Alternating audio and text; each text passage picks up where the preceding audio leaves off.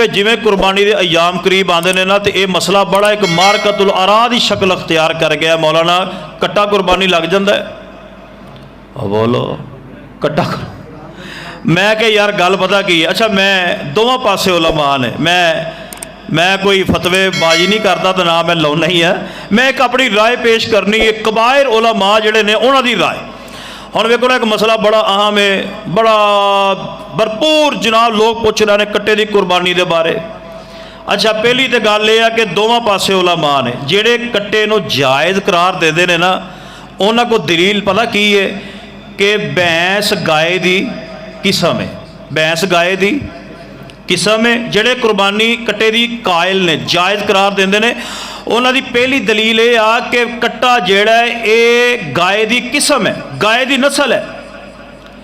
Number 2, ये गाय दी तरह ज़कात दे हुक्म दे अंदर भी है, लिहाजा कियास किया गया है, कियास करके कट्टे नूं जायज़ करार दिता गया है।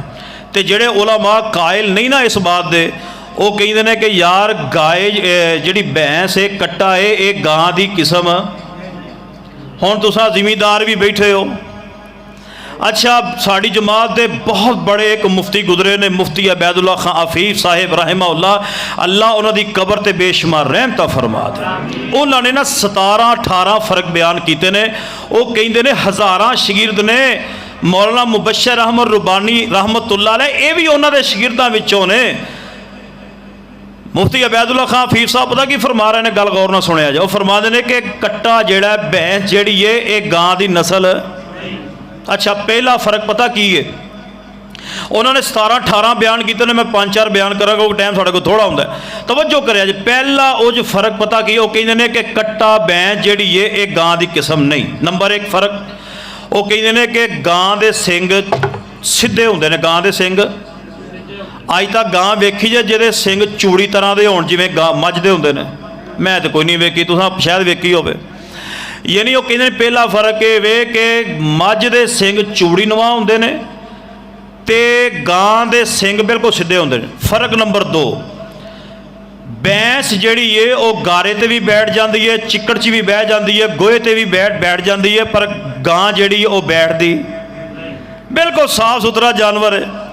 वो गारे च भी नहीं बैठेगी, वो जनाब चिक्कड़ ते भी नहीं बैठेगी।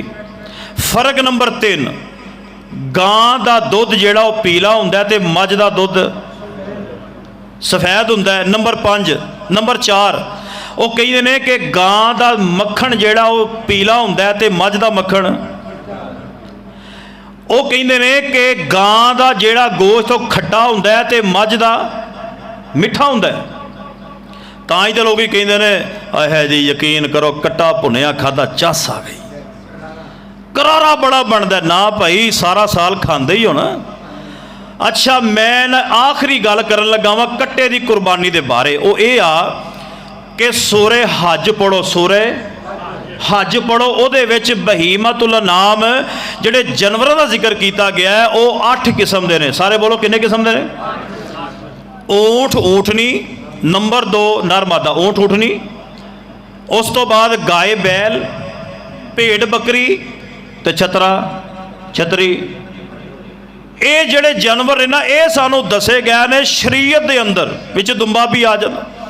यानी ये जानवर सानू कुरान ने दसे ने, जिहदी नस कुरान अंदर मौजूद है, पर जिहड़ी नस कुरान च मौजूद है सानू वो जानवर करने चाहिए ने। मैनू कोई मसला पूछे ना, मैं उन्हें एक गल कहना यार गल पता की है, जिन्हां जानवरों का जिक्र कुरान ने किया ना वो करो।